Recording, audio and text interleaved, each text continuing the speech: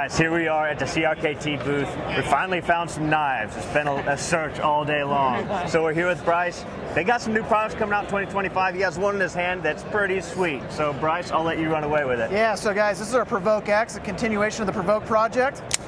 It is a small, compact, pocket-friendly folding tomahawk.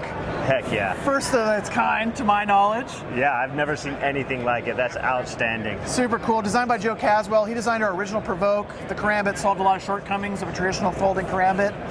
This axe really folds down really simply. The blades will fold into the frames and re-engage the safety.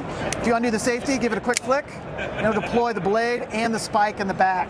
Got D2 steel, all stainless steel handles with a GRN inlay. Just a really cool product.